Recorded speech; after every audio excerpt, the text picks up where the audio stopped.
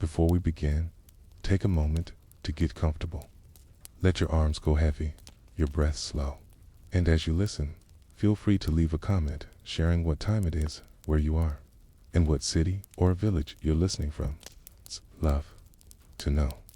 And if you'd like more quiet stories like this one, don't forget to subscribe so they gently appear when you need them most.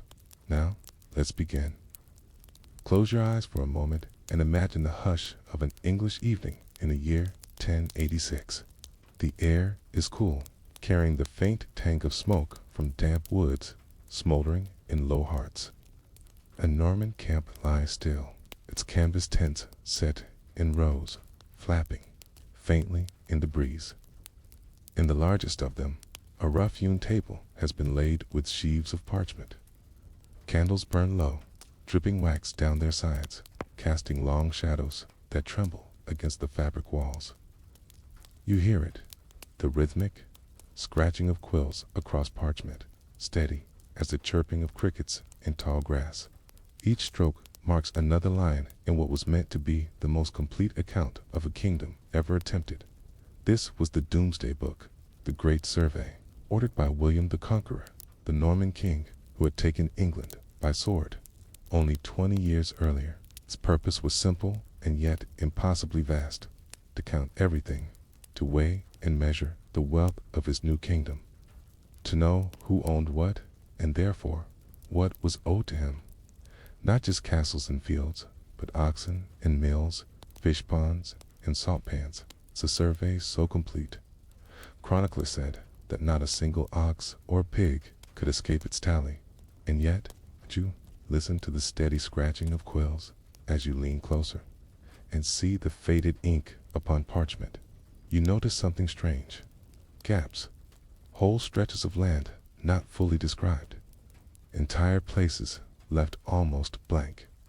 You notice silence where there should be detail, the absence of ink where one would expect, long lists of possessions. Why, in a survey so complete, do these absences remain? Think for a moment of what this book was. Imagine a clerk walking into a village, the faces of peasants peering from doorways, scent of wet wool and thatch clinging to the air. He would ask questions, write down answers, compare them to older records, always under the watchful authority of Norman lords who wanted taxes and service made certain. The Domesday Book was not written for the comfort of villagers. It was written for power. It was meant to bind the land in words and numbers, to transform farms and meadows into wealth that could be demanded at will. And yet, no book, however vast, could contain everything. When you turn the pages in your mind now, gently, the parchment crackling softly, you find that places like London, Winchester, and parts of the far north of England are strangely absent. London, the great city, teeming, even then, with traders and craftsmen, with goldsmiths hammering metal late into the night, is barely described. The ink fades as if the surveyors simply passed it by, unwilling or unable to account for its complexity. Winchester, the old royal capital, where the king himself often resided, is likewise missing. In the north, the great stretch from the River Tees to the borderlands of Scotland, the entries grow sparse and bleak. Many villages are recorded simply as waste. That word, heavy and hollow, appears again and again. Waste. It meant land without value, land ruined, fields empty of crops, households deserted. Some of this reflected the scars left by William's own campaigns, the harrying of the north, when entire swaths of countryside were burned, salted, left desolate to quell rebellion. Imagine walking there in those years, the charred beams of farmsteads jutting like ribs from the earth, the silence of fields where no oxen pulled plows, the wind sweeping over ash and emptiness. The Domesday clerks wrote it down in a single word: waste, but you can almost hear the quiet cry that word contains. Even in places where entries are detailed, questions linger. Why are some lords' estates described with meticulous precision, while others are given only vague lines? Why are some abbeys richly detailed, their sheep counted, and their vineyards noted, while others are scarcely mentioned? The gaps seem to speak, if you listen long enough, of something left unsaid. Now imagine yourself inside one of the great halls where the survey was read aloud to the king. The hall is vast, its timbers creaking softly overhead, banners limp in the cold air. William sits at the high table, his face marked by age and conquest, eyes shadowed under the crown's weight. Clerks stand before him, unrolling parchment, their voices droning through lists of names and numbers. You can almost hear the rhythm. So many hides of land, so many mills, so many villagers bound to the soil. But every so often there comes a pause, a silence where the voice falters, where a line is brief, where something seems missing. The parchment continues, but the hall itself feels the weight of what is not said. What was hidden? Was it accident or intention? Some historians suggest that the missing entries were practical, not mysterious, that London's wealth was too complex to tally, that Winchester was already well known to the crown, that the northern waste was simply a record of devastation, nothing more. And yet, when you sit quietly with the book, you sense that these silences hold more than simple oversight. To all, why record so much only to leave the greatest places unsaid? Why weigh every ox and plow, but not the bustling markets of London, the jewel of the kingdom? You picture the scribes again, hunched over their tables, hands ink-stained, eyes heavy from hours of work. The smell of ink and parchment fills the tent, the sound of rain pattering on canvas. They write, they measure, they record.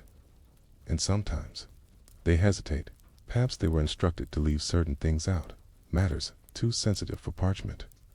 Perhaps the king wanted to conceal the true wealth of certain cities, or to keep certain lands outside of formal taxation to be used as leverage or a gift. Or perhaps, in the north, the devastation was so complete that nothing remained to write. And so, the Domesday Book becomes both presence and absence, a record of all, and yet not all. You sit with this thought, listening to the fading echoes of quills scratching, voices droning, fires crackling in cold stone halls. Outside, England lies under a pale sky, its villages huddled against the wind, its fields turning with the rhythm of the seasons. Inside, on parchment, an attempt was made to capture it all. But no matter how complete the attempt, silence seeps through the ink, and you begin to wonder, in this quiet space between candlelight and shadow, what truths lie in the words not written, what stories wait in the gaps where the parchment is bare. Strisk, imagine yourself turning another fragile page, your fingertips brushing parchment that has survived almost 1,000 years. The ink is brown now, no longer the deep black it once was, but still legible in its elegant Latin script. You lean closer, the faint smell of old vellum rising like dust from an ancient attic.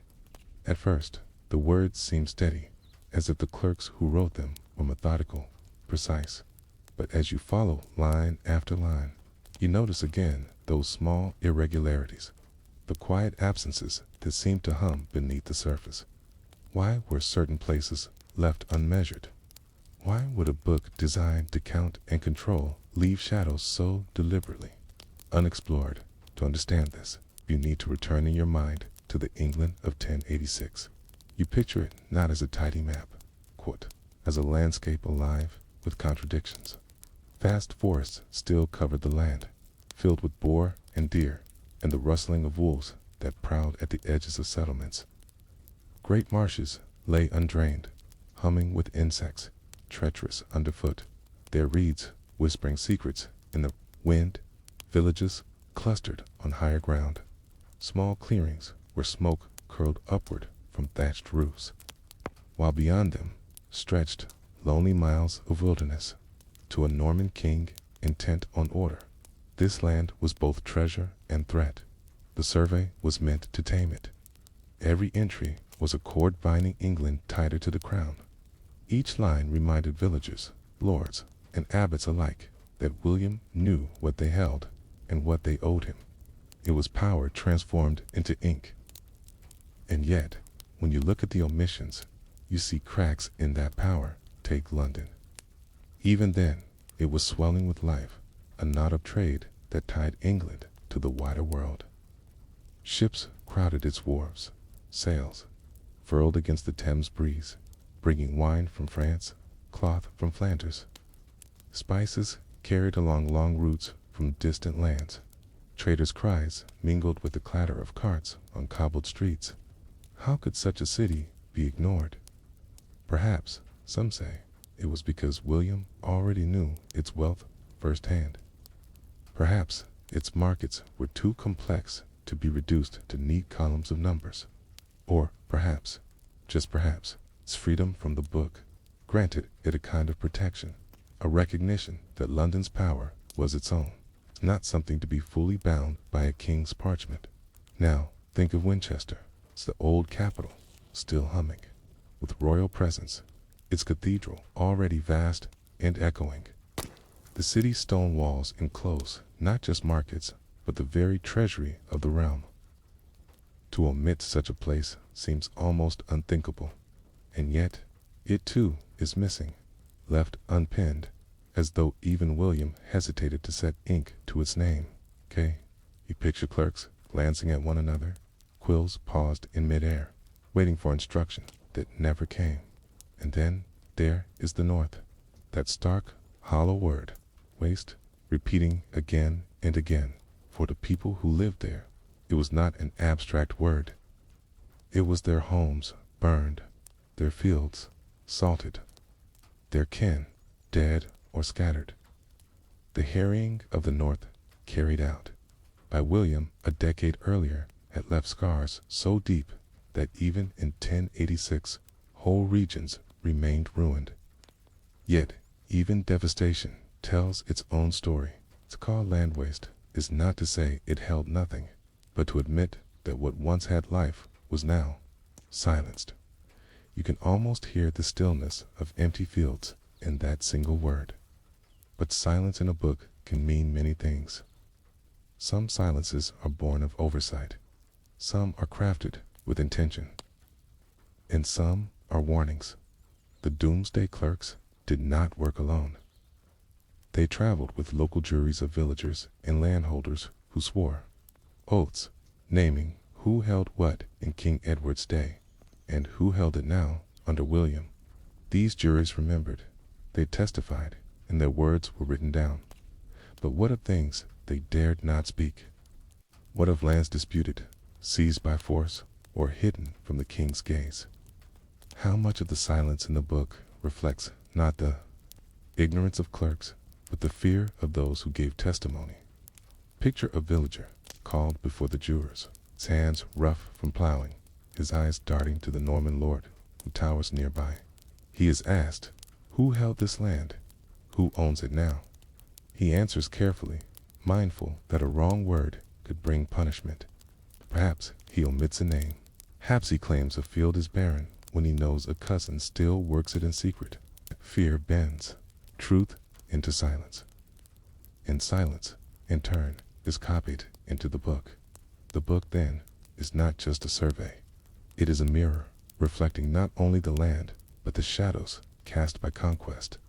And so you return to the great hall again, the parchment unrolled, voices droning. Each absence becomes louder the longer you sit. Each missing city, each waste, each vague line hums with quiet weight. The Domesday Book is full not only of what was written, but of what was not. Consider also the role of the church. Monasteries and abbeys appear frequently in its pages, their sheep counted, their tithes noted, their lands carefully measured. Yet there are curious gaps here too. Some lands donated to the church by nobles vanish from the record. Were these gifts too recent to be included? Or were they deliberately concealed, protected from royal taxation under the veil of sanctity? Imagine abbots whispering in candlelit cloisters deciding which truths to reveal and which to leave hidden behind stone walls, the flicker of candles across worn stone, the low murmur of Latin prayers, the turning of pages in illuminated manuscripts. All this surrounded their choices, which left their mark in silence as much as in ink. When you think of it this way, the Domesday Book becomes almost human in its incompleteness. Like memory itself, it recalls much, but forgets more. Its silences are the gaps where power, fear, and survival meet. And now, picture the clerks at the end of their work. Months of gathering, questioning, tallying had passed. Their hands were cramped, their eyes red. The great parchment volumes were stitched and bound. And yet, at the back of the book, there seems to be a strange sense of haste, as though some sections were rushed, some entries abbreviated, some whole counties left less detailed than others. Why? Was time running out? Did William demand the survey be finished before it was fully complete? Or were there truths that simply could not be written? You sit quietly with that thought. The candle burns lower, the air stiller. You realize that the book, for all its detail, is less a complete map than a shadowed reflection, shaped by those who dared to speak and those who chose to remain silent. And so, you are left with the question that cannot be answered. When you look at the gaps, at the blankness left between lines of ink, are you seeing oversight, or are you seeing the deliberate erasure of things never meant to be remembered? The pages rustle softly in your imagination. The ink glimmers faintly. The silence between lines seems almost louder than the words themselves, and you begin to wonder, what is more powerful, the things recorded or the things left unsaid? Asterisk. Imagine yourself in a dim chamber, the kind where stone walls hold the night air long after sunset. A single candle flickers, its light trembling across shelves of rolled parchment. You reach for one, its edges frayed with time, its vellum rough beneath your fingers. As you unroll it, the inked words stretch before you, names and numbers lined in patient script. Yet between them, you sense something more, an echo of what was withheld. The Domesday Book was often described by contemporaries as a final record, so complete that it left no room for dispute. The Anglo-Saxon Chronicle, written not long after, spoke of it with awe, saying that William's men searched out so very narrowly that there was not one single hide, nor a yard of land. Nor even, it is shameful to relate, but it seemed, no shame to him, an ox, nor a cow, nor a pig was left out, and all was written down. To them, it was as if nothing had escaped the net. And yet, when you hold the book in your mind, you notice how its silence weighs heavier than its detail. Think of the word Doomsday itself. It was not the name given by the king, but by the people. They likened it to Judgment Day, the day when all secrets are revealed and nothing is hidden. Imagine being a villager summoned before the jurors, your heart beating against your ribs as you swore on holy relics to tell the truth. To you, the survey might have felt like divine scrutiny, Every sheet counted, every furrow known, And yet, at the same time, you knew what was not said could save you. Perhaps you told the truth about your lord's oxen, but said nothing of the secret strip of land where your family grew barley in secret. Perhaps you answered every question, but left out the name of a cousin who fled north after the harrying. And those silences were folded into the book, stitched into its fabric as much as the inked words. When you consider this, the Domesday Book becomes not just a ledger of property, but a quiet record of survival. The silences are themselves stories, stories of concealment, of fear, of power negotiated in whispers. And then there is the question of the final chapter. Scholars have puzzled over the way the book ends. It does not close with grandeur, but with an abruptness that feels almost unfinished. Some entries appear squeezed in, others rushed, as though the clerks were weary. or as though the king demanded it be completed before it could be perfected.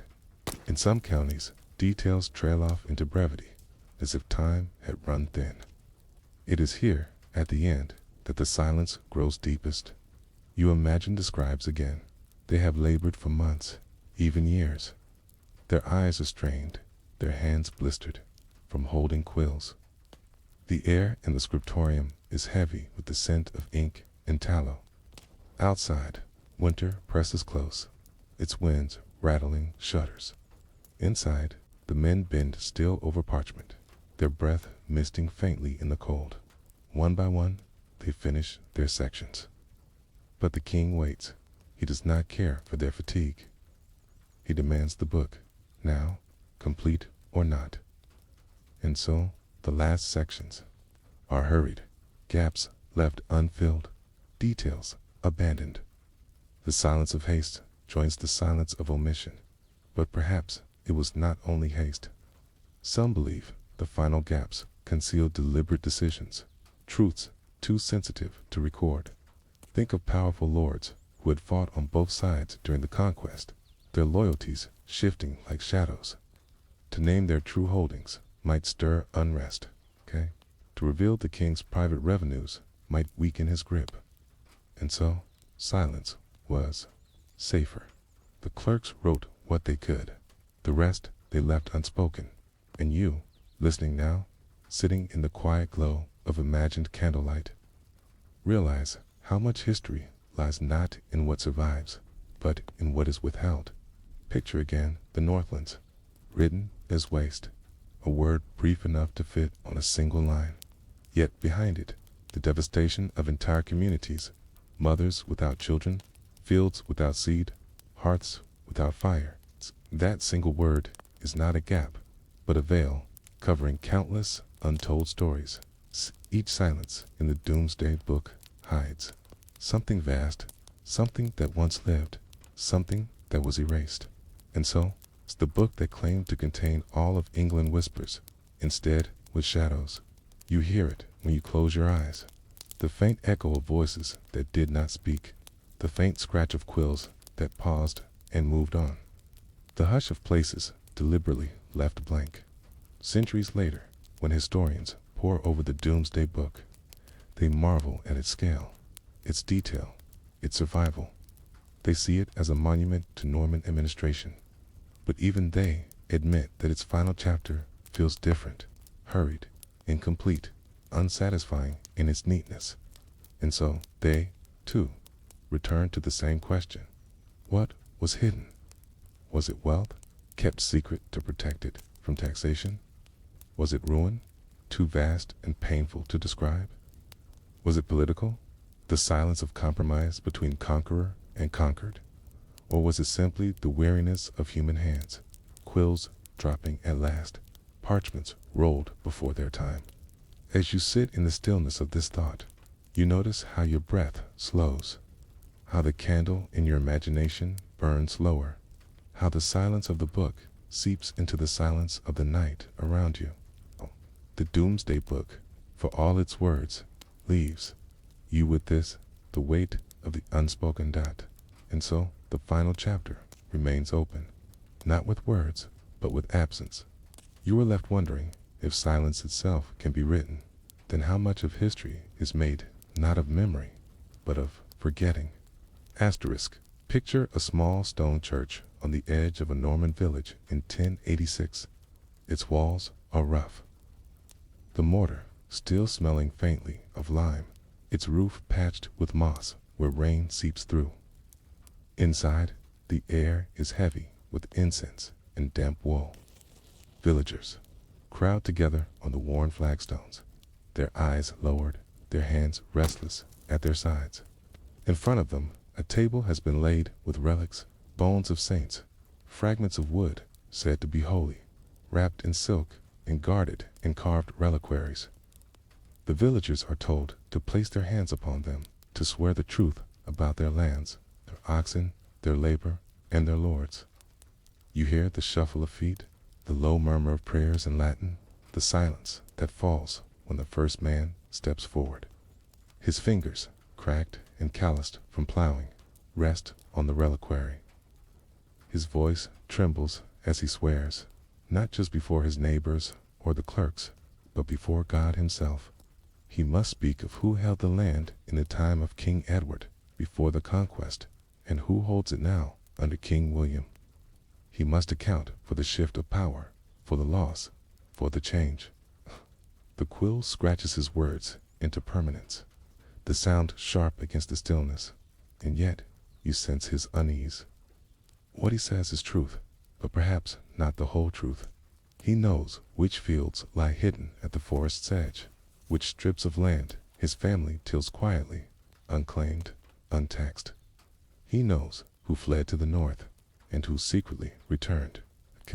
But to speak of such things would bring punishment. And so, silence mixes with truth, omission with testimony. The oath is binding, but the words chosen are careful. One by one, villagers step forward. Women with shawls drawn tight, men with tunics patched at the elbows, their children clinging to their sides. Each touches the relics, each swears, each answers questions asked by the local jury and the Norman officials who loom nearby. These are not voices raised in freedom. They are voices shaped by fear, by the weight of conquest, by the need to survive. Outside, the village continues its rhythm. Smoke rises from hearths, hens scratch in the mud. Children's laughter drifts faintly on the wind. But inside, the oaths echo with solemnity.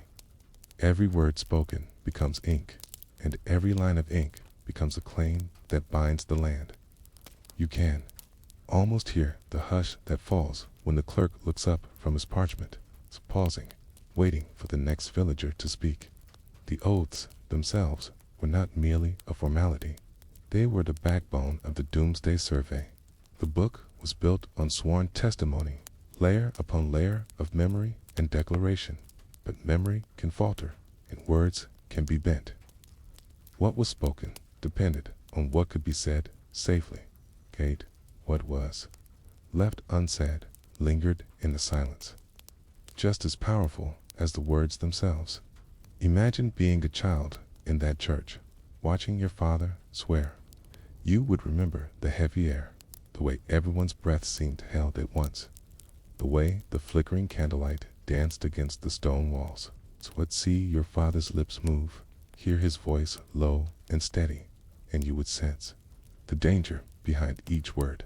Long after the book was bound, the clerks who recorded these oaths worked with precision. Their Latin was formal, their script careful. Yet, as their pens moved, the atmosphere of the church seeped into the parchment. The tension, the hesitation, the quiet weight of what was left unsaid. The Domesday Book carries not only facts, but the echo of oaths sworn in such spaces outside those churches, beyond the villages. The land stretched wide and untamed. Forests thick with oak and ash, rivers silvered by fish, meadows buzzing with bees. The survey sought to measure it all, but the oaths within stone walls became the thread that wove it together. Without them, the book would have been empty. With them, it became something both vast and fragile, vast in detail, fragile in truth. And as you sit with this image, the villagers stepping forward, the relics gleaming faintly in the dim light, the quill scratching, the silence after each name, you begin to wonder, how much of the book is built on fear? How many words are shadows of what might have been spoken, but never were? The church falls silent now. The villagers return to their homes. The clerks gather their parchments. The officials mount their horses. The reliquaries are wrapped again, their glint hidden away. But the words spoken linger, written in ink, binding not only land, but memory. And in the hush that follows, you find yourself asking, when oaths are spoken under fear, can they ever be called truth? Or do they become something else, a record of silence disguised as words? Asterisk. The church has emptied, but the memory of the oaths lingers like smoke clinging to stone. Imagine stepping outside into the pale light of a Norman morning. The thatch breath clouds the air, and the villagers drift back to their cottages with quiet steps. Yet beneath their silence is a heaviness, for what they swore inside the church will shape how their lives are bound in parchment. You walk through the village, its lanes muddy and narrow, its cottages leaning slightly with age. Chickens peck.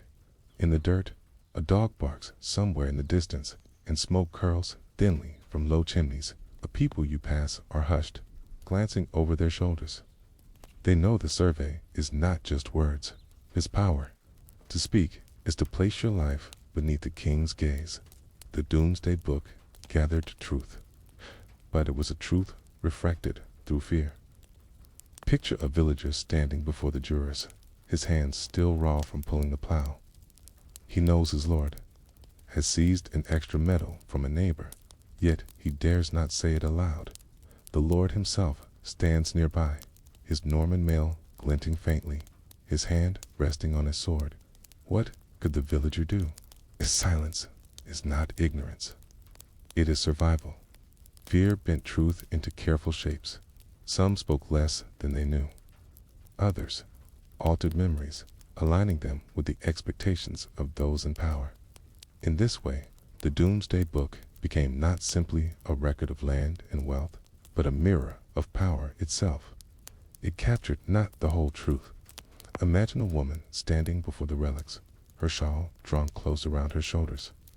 She swears the oath, naming her small strip of land, her few animals, her household. She says nothing of the herbs she gathers in the forest, the honey her children collect from wild bees, the fish caught secretly in the stream. Those things, too small or too hidden, vanish into silence. Yet, they are part of her survival. The Domesday Book records her field, but not her life. The jurors themselves, groups of villagers and landholders sworn to testify, carried their own burdens, bound by oath. They were meant to speak truth before the clerks. But they, too, lived. Underlords who could punish disobedience. Imagine them sitting together at a long table, the relics nearby, their faces tense. One speaks cautiously, another nods, a third hesitates before answering. Their words become collective testimony, yet each man measures what can be safely said. Truth bends again, shaped by the invisible pressure of survival. You can almost hear the sound of it, the careful tones of villagers shaping words like clay, smoothing them to fit the expectations of power. The quills scratch, the ink spreads, and the silences are written down just as surely as the words. Outside these sessions, life continues with quiet endurance. Children run barefoot through mud, their laughter echoing in the chill air. Women spin wool by the fire, their spindles whirring softly. Men mend tools, cut timber, tend sheep in frost-hardened fields. All of this breathes around the oath-taking, life too vast to be reduced to ink. But still, the survey tries, pulling their lives into narrow columns of land and labor. Think of the contradictions. The book was seen as complete, and yet it is, riddled with absences, was sworn upon holy relics, yet it contains distortions born of fear. It was meant to reveal all, yet it conceals as much as it records. The silence within it is not emptiness, but a dense layer of unspoken truth. Now, imagine the clerks traveling from one village to another. They ride on weary horses, their cloaks pulled tight against the wind, their parchments bundled in leather satchels. The roads, a little more than muddy tracks, their edges lined with hedgerows and frost-tipped thorns. At each village, the process repeats: the gathering in the church, the swearing of oaths, the scratching of quills, day after day, week after week, until the kingdom itself is bound in words. And yet, every village adds its silences. Every oath contains its careful omissions. The Domesday Book grows heavier with each line, not only with what is written, but with the weight of what is hidden. You pause in your thoughts and listen. In your imagination, you can hear the sound of the clerk's procession, moving on, their horses' hooves dull against frozen earth. You hear the villagers behind them, returning to their cottages, their lives unspooling quietly once more. You sense their relief that the questioning has passed, but also their unease for what they spoke cannot be unsaid, and what they withheld may one day be discovered. This is the paradox of the Domesday Book. It is at once a record of truth and of silence. It shows us fields and meadows, oxen and mills, but also hints at the fear and compromise woven through daily life. To read it is to hear not only the words, but the hush that follows them. And so, is it not a mirror of England, but a mirror of conquest, showing not the land as it was, but the land as it was made to appear? The question lingers like mist over the village, thin and persistent. The frost gleams faintly on the thatch. The church bell tolls softly in the distance, and the silence of what was not spoken stretches wider than the ink that remains. The year is still 1086 in your mind. Can the surveyors continue their slow, steady circuit through the kingdom? Imagine them arriving at another village at dusk. The light is fading, the sky streaked with gray, and the fields are rimmed with frost. The church doors open once more, and villagers shuffle inside, their faces lit by the glow of tallow candles. The air is dense with the smell of smoke, wax, and damp wool. The ritual begins again. Hands are laid on relics. Voices murmur. Oaths and quills move steadily, scratching truth into parchment. But beneath the surface, you can feel it, the undercurrent of silence. What is not said clings to the walls as surely as the incense. A man may name his oxen, but not the wild bees he keeps in hollowed logs. A woman may list her small strip of land, but not the patch of herbs she tends at the edge of the forest. A juror may testify to the holdings of a great lord, but hesitate to mention the meadow seized from a neighbor. These omissions are not errors. They are choices born of fear, survival, and quiet resistance. And so the Domesday Book, while vast in its detail, becomes also a monument to what could not be spoken. Every silence is preserved as surely as the words. Think of the scribes themselves. They are outsiders in these villages. Norman officials often mistrusted, their presence heavy with authority. They ask, they listen, they write, but they cannot hear everything. Some truths never leave the villagers' lips. And even when words are spoken, clerks may condense them, shape them, record them with less care when weariness sets in. Carries not only precision, but also the fatigue of human hands. Imagine their cramped fingers, their stiff backs, their eyes straining in candlelight. Inevitably, memory and ink blur together. And then there are the jurors, sworn men of each district, standing as witnesses to truth. They are meant to ensure honesty, to protect the record from deceit. Yet they too are bound by power. A nod, a silence, a cautious phrasing, all shape the testimony, and the clerks, obedient to the crown, accept what they hear as parchment. Feels, you sense the tension between ink and silence. One tells what the king wished to know, the size of fields, the number of villagers, the yield of mills. The other holds what the people needed to protect, the hidden gardens, the small freedoms, the fragile threads of survival left outside the record. Together, they formed the strange dual nature of the Domesday Book, both exposure and concealment, revelation and erasure. Centuries later, when you hold a facsimile of the book or gaze at its pages in a library, you notice this paradox. The ink is precise, the script uniform, the Latin neat and orderly. It gives the impression of certainty, of authority. But when you listen carefully, beneath the words, you hear the silence, like a faint echo. It is the silence of villagers who withheld truths, of lords whose power silenced opposition, of clerks who hurried or skipped, of memories too painful to voice. The silence is not emptiness. It is a presence, heavy and enduring. Now return once more to the moment of oath.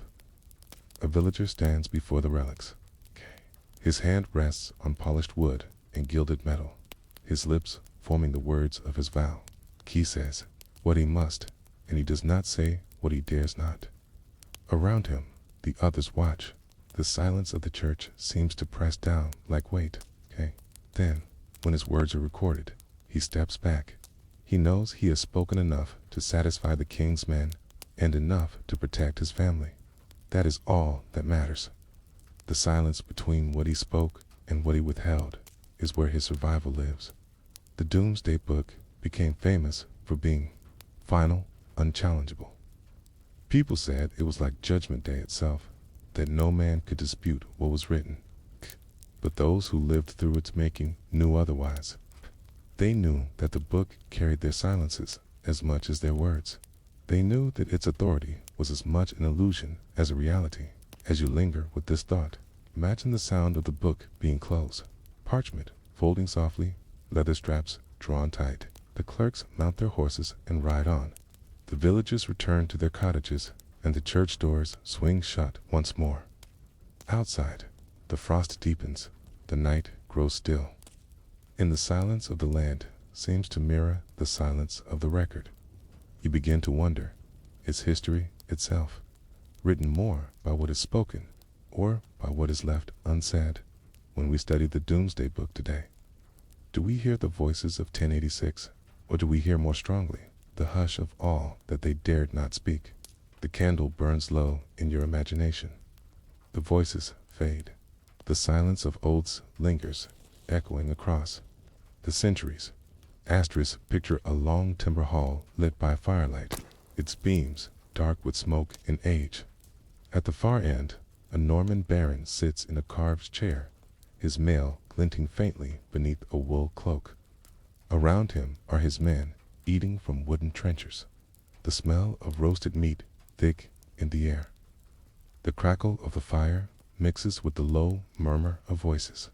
And yet, above this domestic noise, there is another sound, the shuffle of parchment, the scratching of quills. Clerk bends over a table, recording the baron's holdings for the Domesday survey. This was the other side of the oaths sworn in village churches. Beyond peasants and jurors were the lords themselves, whose names filled the pages with power. Each entry carried weight, not only because of land and livestock, but because of who held them. William's conquest had reshaped England's nobility. Many of the old Anglo-Saxon lords had been stripped of estates, replaced by Normans loyal to the king.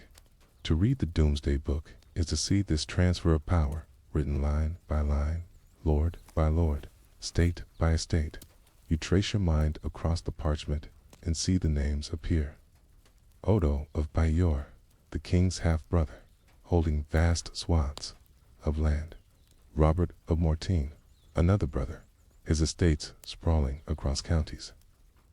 William de Warenne, Hugh D. of Ranches, Richard de Clare, names that echo through centuries of English history. These were men who had crossed the sea with William at Hastings, who had been rewarded with the wealth of a conquered kingdom. Their names became ink, and ink became power. And yet, as you lean closer, you notice something peculiar. Some names dominate pages with endless lists of estates.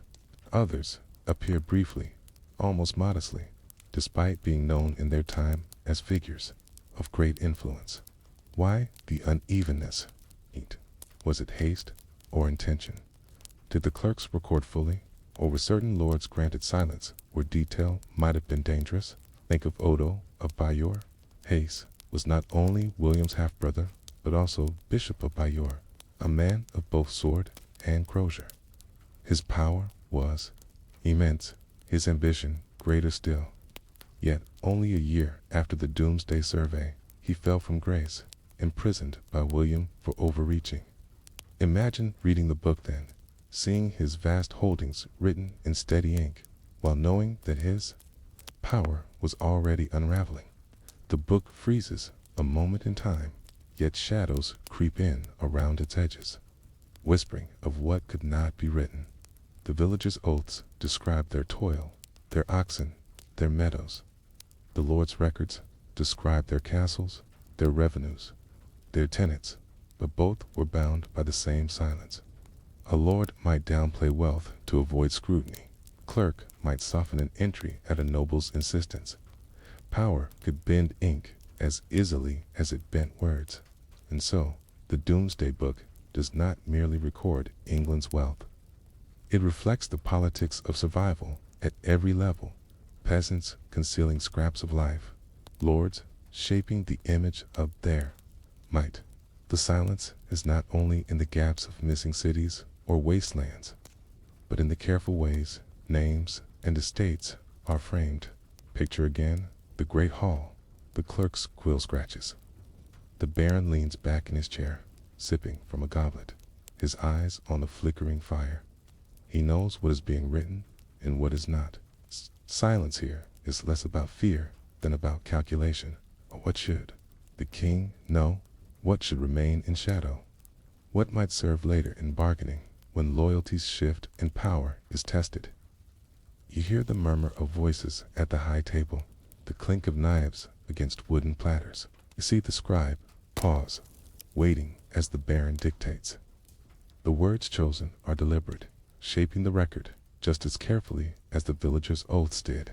And yet, when the entry is finished, the ink dries quickly, the parchment rolled, the truth sealed in shadow, and you are left wondering if even the great lords bent truth to their advantage.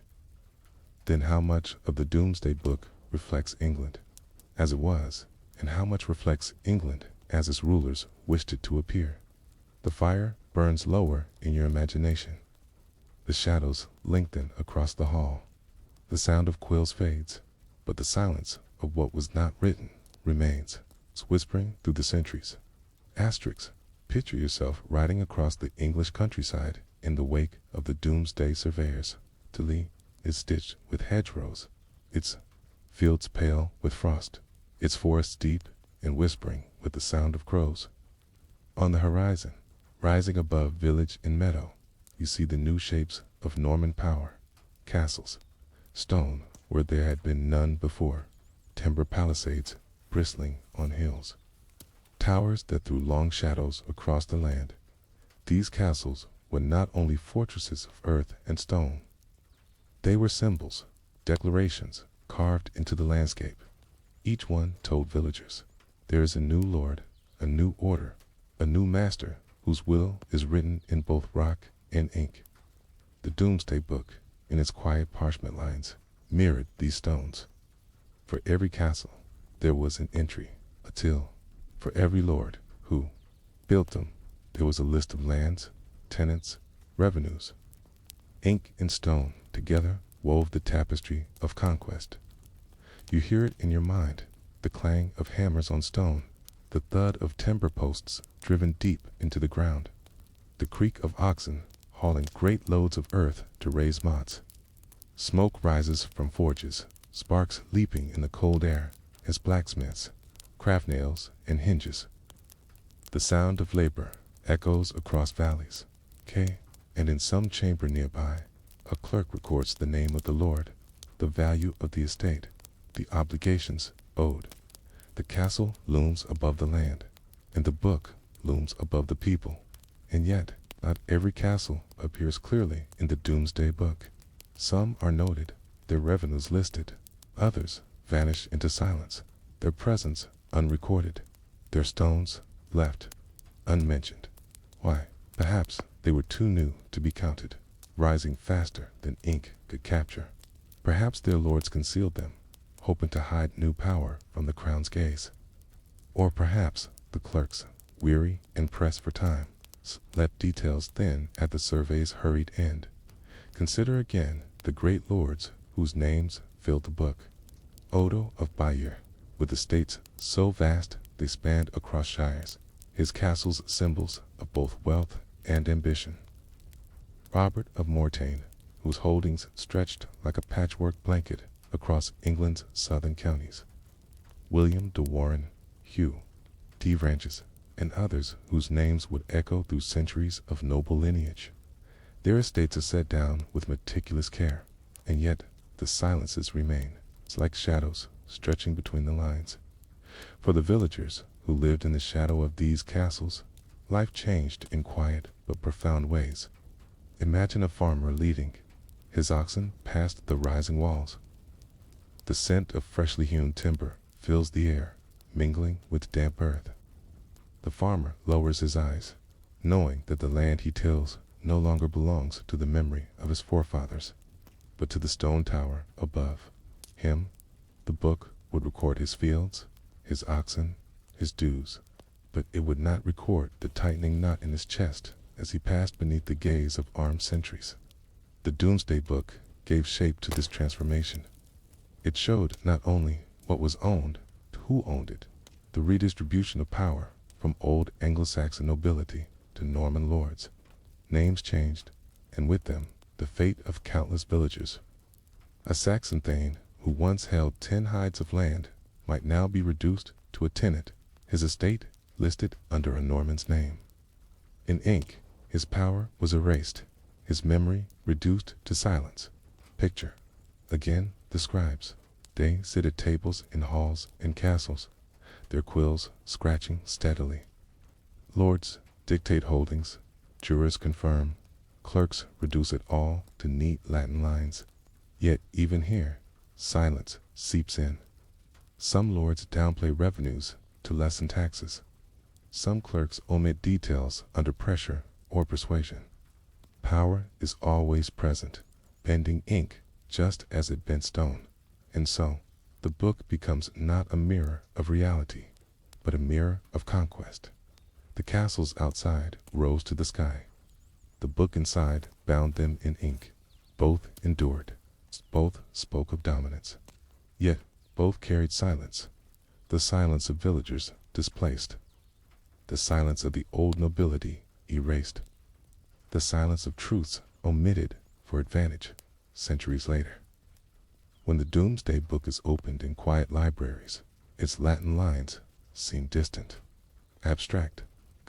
But if you listen closely, you hear the echo of stone hammers, the rustle of banners above castle walls, the hush of villagers bending to new lords. The silence is there, as present as the ink, and you begin to wonder, when power is written into both earth and parchment, how much of life is left unspoken, erased between lines of Latin hidden beneath stone foundations. The fire in the great hall burns low again in your imagination. The clerk stretches his cramped fingers. The lord drinks in silence. Outside, the wind hums through unfinished battlements, and still, the book waits, carrying both ink and shadow forward through the centuries. Asterisk, the Domesday Book is often read today as a triumph of administration, a marvel of detail in an age before printing presses, before bureaucracies as we know them. Yet, if you pause with its pages, if you let your thoughts linger between the lines, you begin to notice another presence, the silence of those who are missing. For as much as the book reveals the lords who gained land after 1066, it also erases the memory of those who lost it. Imagine an Anglo-Saxon thane in the years before the conquest. He holds land passed through his family for generations. Tall, standing at the edge of a meadow, smoke rising gently from its thatched roof. He rides through his fields with quiet pride, his tenants looking up to him as both protector and leader. He is named in charters, remembered in local memory. And then, after Hastings, all changes. His land is stripped from him, granted to a Norman knight who fought at William's side. His name fades, his hall falls silent, his memory is left unrecorded. By the time the Domesday clerks arrive, his existence is reduced to a faint trace, a line noting who held the land in the time of King Edward, nothing more. A life once central to a community is reduced to a single phrase, soon overshadowed by the ink that follows. You see this pattern again and again in the book. In the time of King Edward, so-and-so held this land. The words are simple, factual, but behind them lies the story of displacement, of power overturned, of lives erased. The silence is not just the absence of names. It is the absence of continuity, the breaking of lines that had endured for generations. Think of the halls that once stood in those meadows. Wooden beams, polished by firelight, benches worn smooth by years of feasting, walls echoing with laughter during winter gatherings. These halls were centers of life, of law, of tradition. After the conquest, many were abandoned, left to rot, replaced by Norman manors and castles. The Domesday Book does not describe the emptiness, the sagging roofs, the silence where once there was song. It writes only of who holds the land now, what it is worth, what dues are owed. But the silence between those lines is the silence of cultural loss. Now imagine walking through a village recorded in the book. You see the peasants at work, their oxen plodding through furrows, the rhythm of wooden plows creaking across frozen ground. Above them, the new Norman manor looms, its hall fortified, its lord stern and distant. The peasants know their dues, have shifted. The names of their lords in the Domesday Book are not the names their fathers knew. The ink has changed, and so too has their world. But the silences tell you something more. In some counties, you see entries of lords who hold vast swaths of land, but others who should be there are absent, their names swallowed. Why? Perhaps they had fallen from favor. Perhaps their loyalty was doubted. Or perhaps their wealth was deliberately left unrecorded, their memory erased at the king's command. History is not only remembered in what is written, it is also forgotten in what is left out. The silence of disappearing nobility echoes even in the great names. Consider Odo of Bayeux again. His lands filled the Domesday pages, yet within a year he would fall. His silence would come not through omission, but through imprisonment, his vast estates slipping from his grasp. To read his entries is to glimpse power at its height, while knowing silence is close at hand. Ink fixes the moment, but silence overtakes it soon after. The Domesday Book then becomes a monument both to power and to forgetting. It names those who held land in 1086, but it also quietly buries those who came before, their halls rot unmentioned, their names reduced to shadows.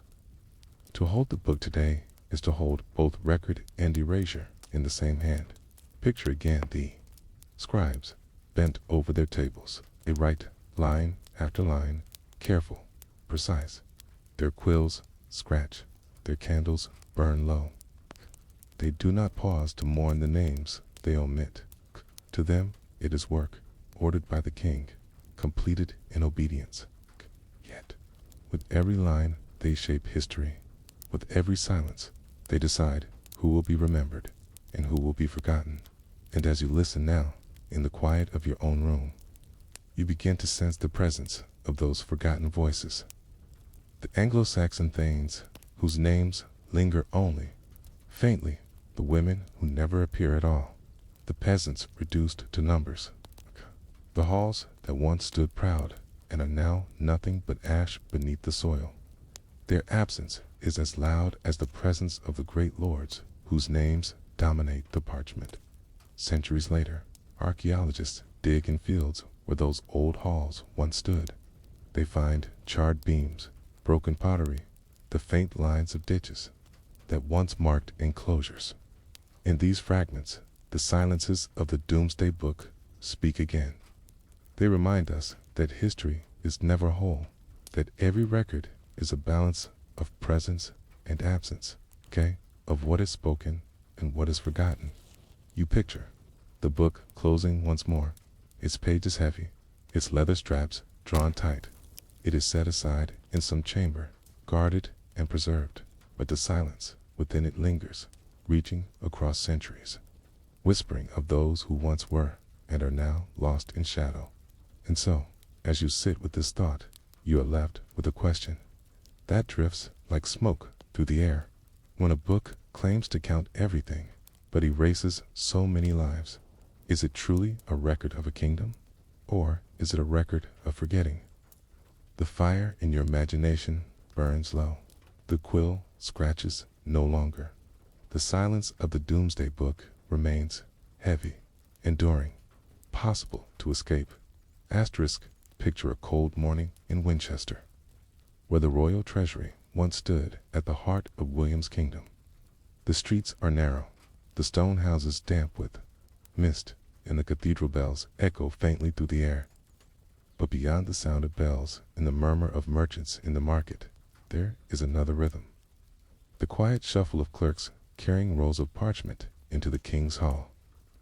Inside, the smell of smoke lingers beneath heavy beams. Tapestries sway faintly in the draught. And William the Conqueror sits, his presence filling the room as much as the firelight.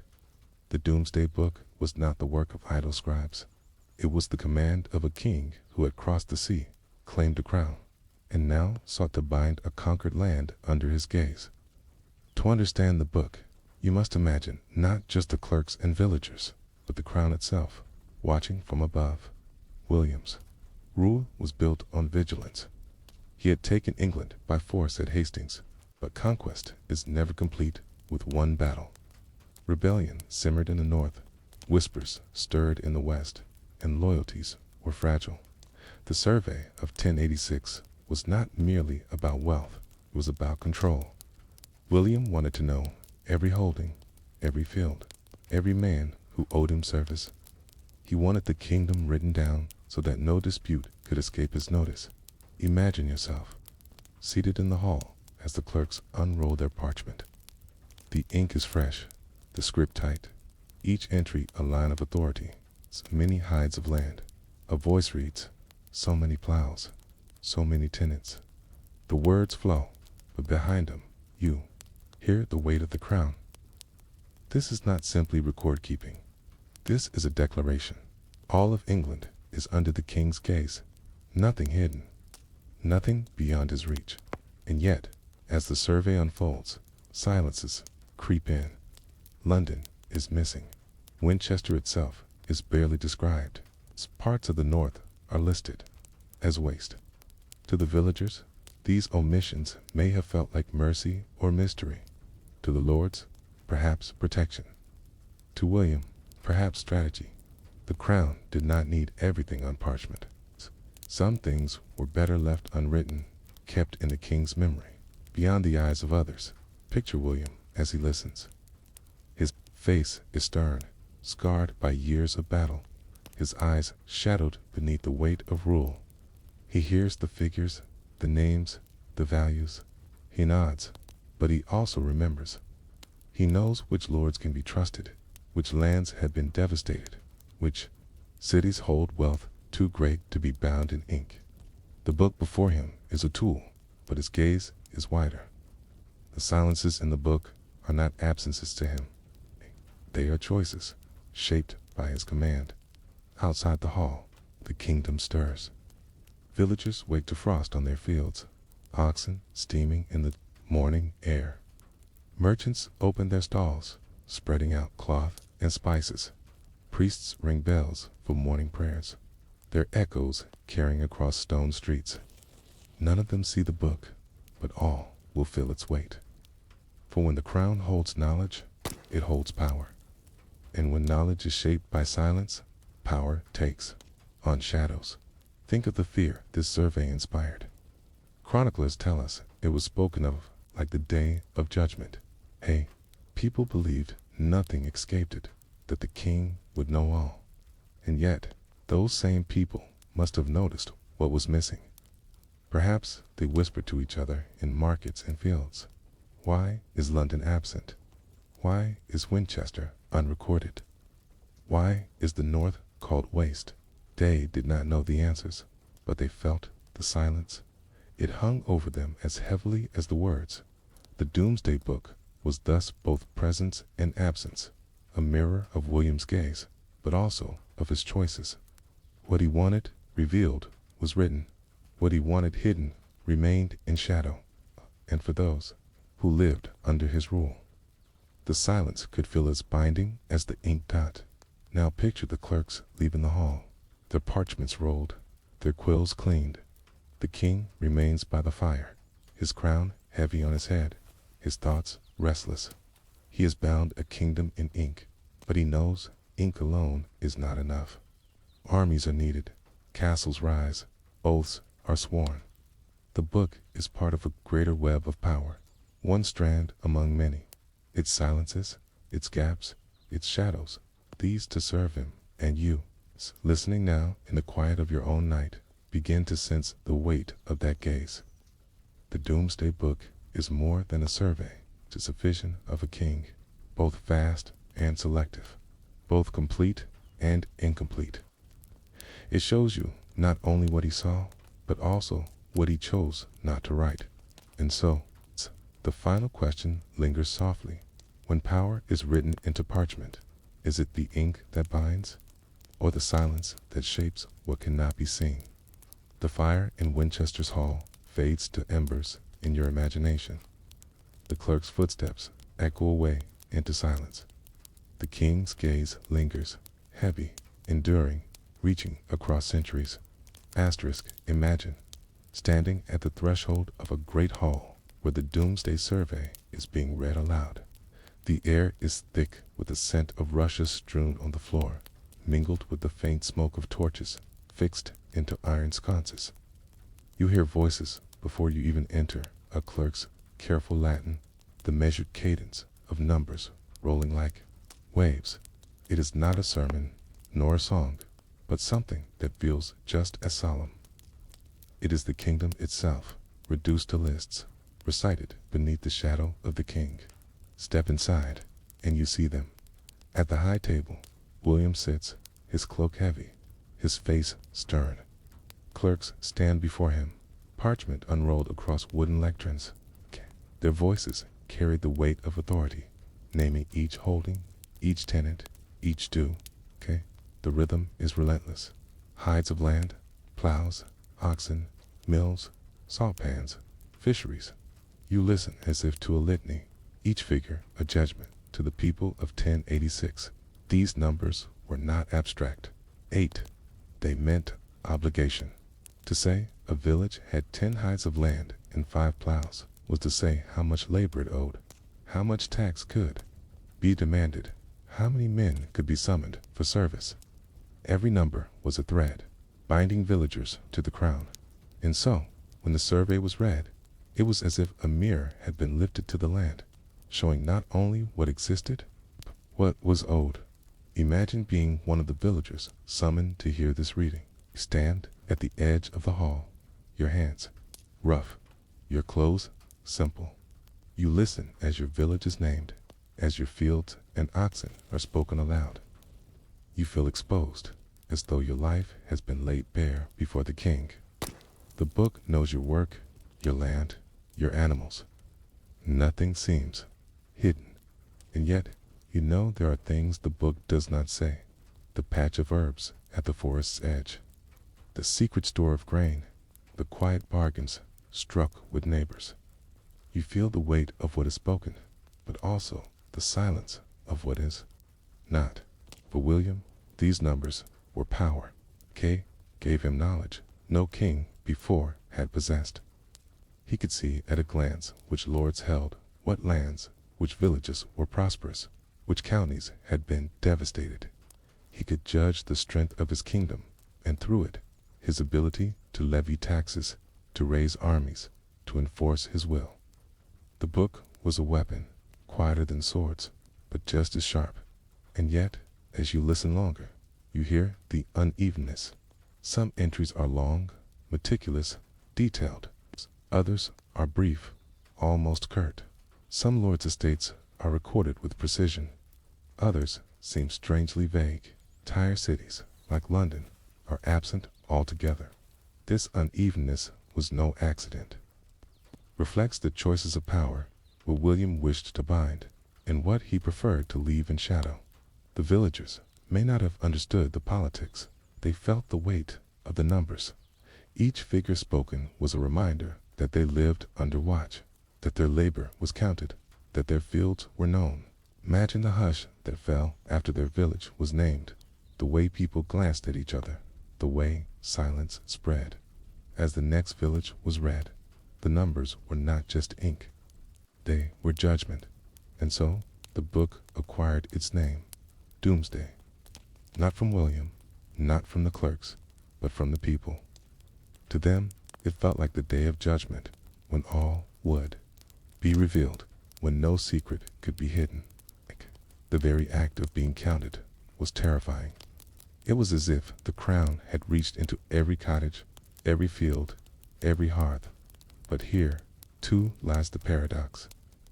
For a while the book felt all-seeing. It was riddled with silences. People may have whispered among themselves, "Why is London missing? Why is Winchester left uncounted? Why do some estates vanish into brevity?" These questions hung in the air like smoke. The villagers sensed that even in a book that claimed to record all, power chose what would be remembered and what would be forgotten. Imagine the clerks, after the reading. They roll up their parchment, their faces weary, their hands stained with ink. They know the book is not perfect. They know what they left vague, what they omitted, what they hurried through at the king's command. But they also know the impression. It gives completeness, authority, inevitability. That impression is enough. The villagers believe the book knows everything, and in that belief lies the king's true power. Step outside the hall now. The air is colder, the market quieter. Villagers speak in low voices as they return to their homes. They feel watched, even in silence. Taint, they sense the numbers hanging over them, binding them to the crown. And yet, they also carry their own quiet knowledge. The small things left, unrecorded. The survival hidden at the margins. Centuries later, when we open the Domesday Book in quiet libraries, its Latin lines seem orderly, precise, serene. But if you listen closely, you can hear the echoes of that hall, the clerks' voices reading, the villagers' silence, the king's gaze heavy upon all. You hear the numbers, not as abstractions, but as judgments, binding people long gone. And you hear the silence too, just as binding, shaping what was left unspoken. And so, you are left with a question. When power is written in numbers, does it reveal truth?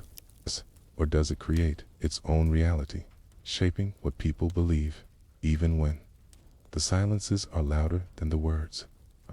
The hall fades in your imagination, its torches guttering, its parchments rolled. The voices quiet, the numbers linger like faint echoes. And in the hush that follows, you sense again the weight of the king's gaze, watching, binding, shaping a kingdom through ink and silence alike. Asterix picture once more the king's hall. The Doomsday Survey unrolled before him like a map made not of rivers and forests, but of ink and numbers. William sits in silence, the firelight flickering across his lined face, his eyes fixed on the words that attempt to capture an entire realm. Yet the air is heavy with more than the sound of quills and parchment. It is heavy with the knowledge that what has been written will outlast the voices that spoke it. For the Doomsday Book was not only a record for William's reign, it was a monument to permanence. What was written in those lines became, in a sense, law. Disputes could be settled by pointing to the ink. A field claimed by one man and disputed by another could be resolved by the book's verdict. Villagers might whisper, lords might argue, but the parchment spoke with finality. It froze the kingdom as it was in 1086, holding it in stillness for centuries to come. But permanence is a strange thing. To freeze is also to silence. The Domesday Book captured England in a moment of conquest, but it also buried the movement of lives that flowed around it. Imagine the villagers who continued their work after the surveyors left. They plowed, they sowed, they harvested. Children were born, old ones died, songs were sung, prayers were whispered. None of this appears in the book. What survives are the numbers, the dues, the obligations. The rest slips into silence. And yet, in that silence, meaning lingers. When You look at a page and see the name of a village, the number of households, the tally of oxen, sense the lives behind the figures. You imagine the smoke curling from hearths, the laughter of children in muddy lanes, the smell of bread baking on open hearthstones. The book does not say these things, but its silence invites you to imagine them. History is always both presence and absence. For William, the permanence of the book was a tool of rule. He could look upon it and know the strength of his realm. He could tax, he could summon soldiers, he could settle disputes. But for the people who lived beneath his crown, the permanence was double-edged. It fixed their obligations, leaving little room for change. What was once spoken in a village church, under the weight of relics, became binding for generations. An oath whispered in fear became ink that endured. Think of the paradox. The book was called Doomsday because it seemed final, inescapable.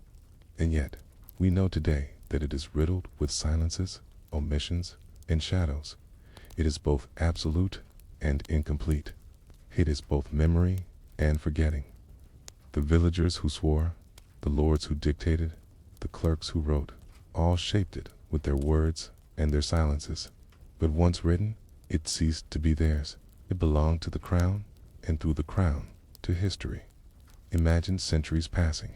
The book sits in royal archives, guarded, preserved. Kings come and go. Wars rage. Plagues sweep across the land. Villages rise and fall. Castles crumble. Forests are cleared. Yet the Domesday Book remains, its ink steady, its silence unbroken. It outlives those who made it, those who feared it, those who were erased by it. It is a ghost of 1086, haunting every generation that looks upon it. And now, in your own quiet night, you hold this thought.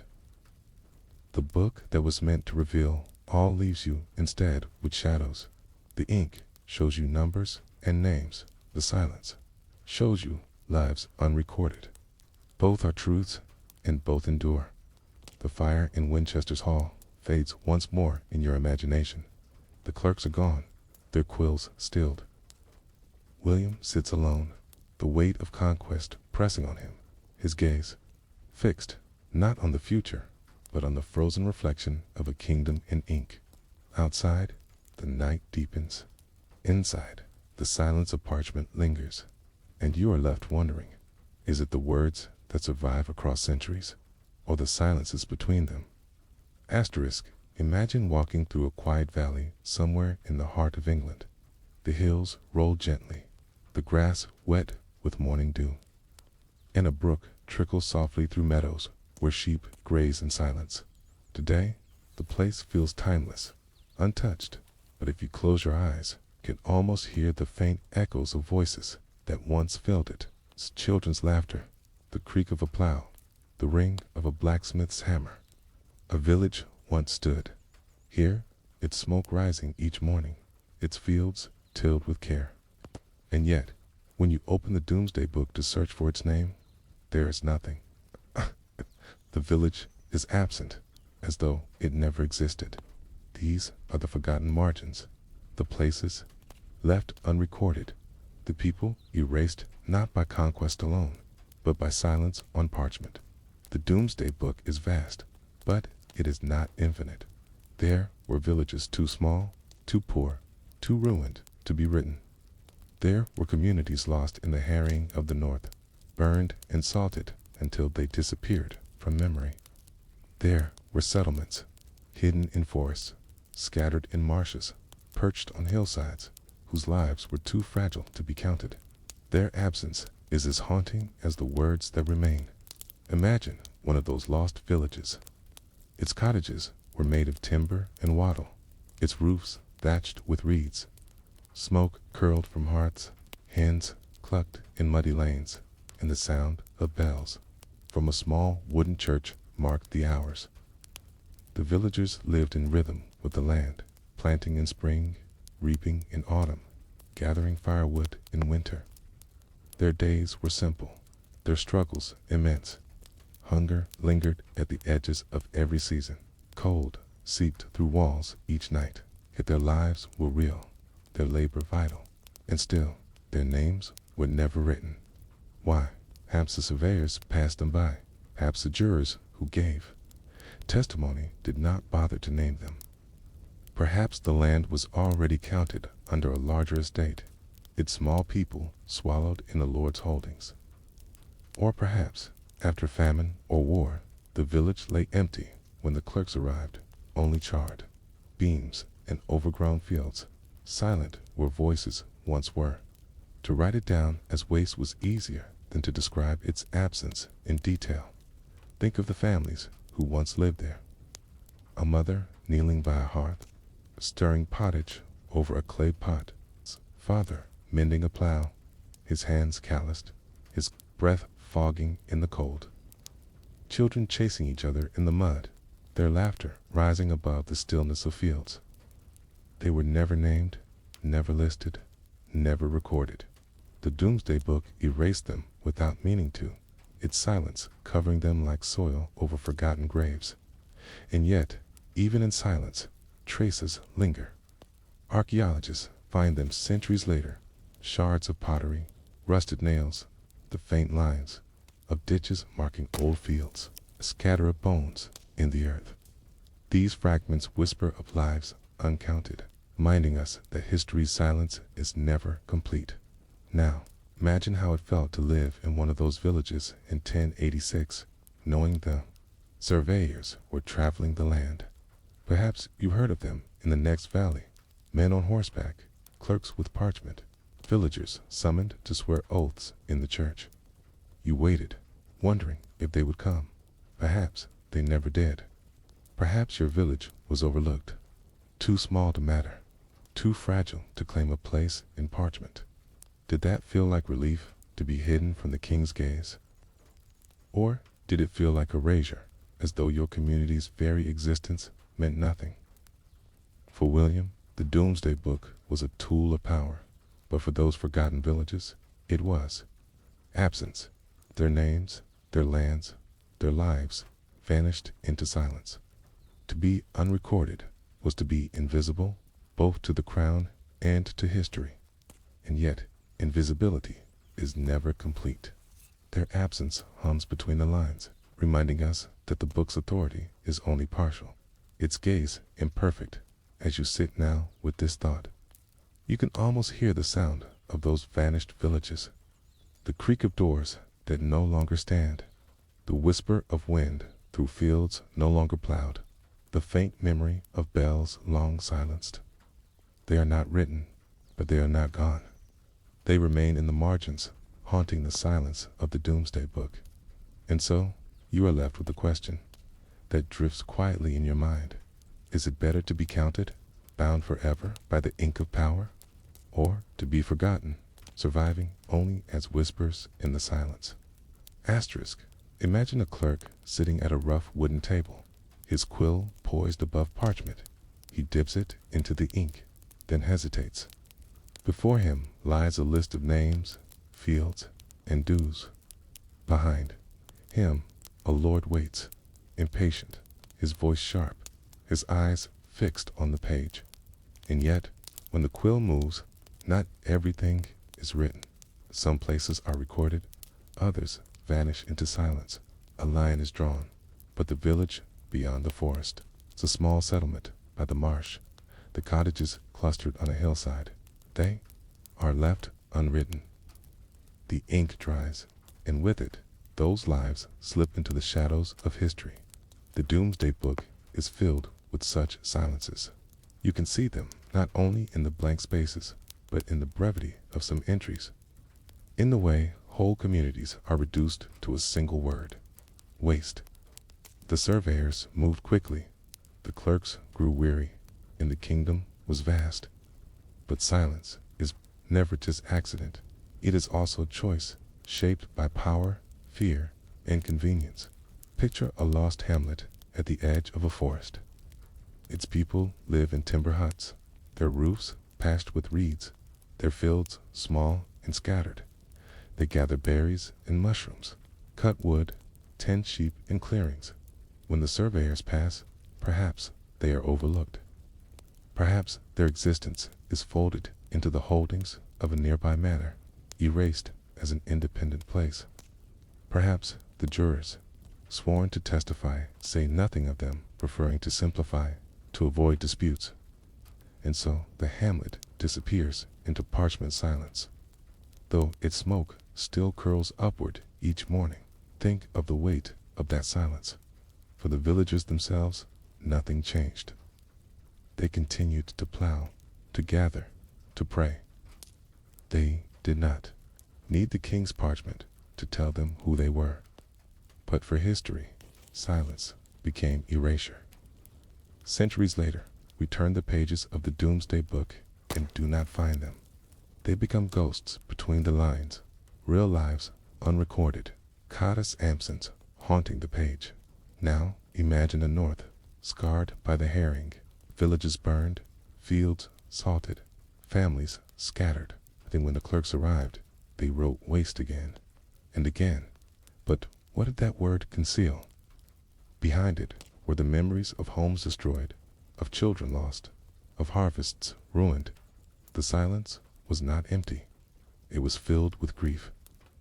To write waste was easier than to describe the depth of devastation. And so, silence covered sorrow, binding it in a single, cold word. The forgotten margins were not only poor hamlets or ruined lands. Even in richer regions, silence crept in. Some monasteries are lavishly detailed in the book, their sheep counted, their vineyards listed. Others appear scarcely at all, as though their wealth was hidden behind cloister walls. Perhaps abbots concealed, perhaps clerks omitted, perhaps the crown itself chose not to reveal. Every silence has a reason, even if the reason has been lost. Picture yourself standing in a library centuries later, the Domesday Book open before you. The script is precise, the parchment aged but steady. You trace your finger down the columns of names and numbers, and suddenly you stop. There should be more here, you think. The landscape, holds more villages, more people, more life. But the book is silent. You feel the weight of that absence. It's a presence of what is not written, and you begin to understand history is not only what survives, it is also what vanishes, what is left out, what becomes invisible through silence. The Domesday Book is a monument not only to record keeping, but to forgetting. Its completeness is an illusion. Silences are its truest voice. Step again into your imagined valley, the one where a vanished village once stood. The brook still runs, the meadows still green, the wind still hums through the grass. Nothing remains of the cottages, the hearths, the laughter. And yet, if you listen closely, you can almost hear them, the echoes of lives never written. Their absence lingers, just as strong as the ink that survives. And so, you are left with a soft question, drifting in the quiet, when silence is written into history. Do the forgotten truly vanish? Do they endure, haunting the spaces between? Words waiting to be heard again. Asterisk. Imagine opening the Domesday Book one final time, your eyes moving slowly down its careful Latin lines. The ink is faded now, the parchment yellowed with age, but the precision is still there. Names of lords, numbers of hides, counts of oxen, mills, salt pans. You read, and yet you feel the absence more strongly than the presence. To every village listed, there is one not named. For every life reduced to a tally, there are countless more that slip through untouched. The silence is everywhere. It lives in the margins, in the brief entries, in the word waste that repeats like a drumbeat across the northern shires. It lives in the absence of London and Winchester, in the brevity of villages swallowed into larger estates, in the vanished hamlets left unrecorded. The silence is not an accident. It is the book's shadow, its other voice. Think of the people bound by that silence, a family in a forgotten village. Their fields small, their animals few. They'd never appear in the book. Yet they worked the land, prayed in their chapel, raised children, endured winters. Their names were never written, yet their lives were no less real. The silence erased them from parchment, but not from the earth itself. Their pottery still lies beneath the soil. Their bones still rest in forgotten graves. Their echoes still whisper in the wind across meadows. For the king, the silence had purpose. What was omitted could be useful. Hidden wealth might be left unrecorded to serve later. Sensitive lands might be veiled in secrecy. Some silences were convenience, some were strategy, some were mercy. For the people themselves, silence was survival. To be overlooked by the king's survey could mean less burden, fewer dues, more freedom at the margins. To be uncounted was, in some ways, to be left alone, and yet, to be forgotten also meant to vanish from memory, to slip into history's shadow. The Domesday Book, then, is both a monument of memory and a monument of forgetting. Its authority lies not only in what it says, but in what it does not. To read it is to hear both voices, the firm ink of kingship and the soft silence of those who endured beyond its gaze. Picture again the valley where no village is listed. The brook trickles on, the meadows hum with bees, the wind stirs the grass. If you listen, you can almost hear the faint sound of footsteps, the creak of carts, the murmur of prayers. The people who lived here are gone, their names erased, their lives absent from the parchment, but their silence endures. It waits in the landscape, in the soil, in the margins of the book itself.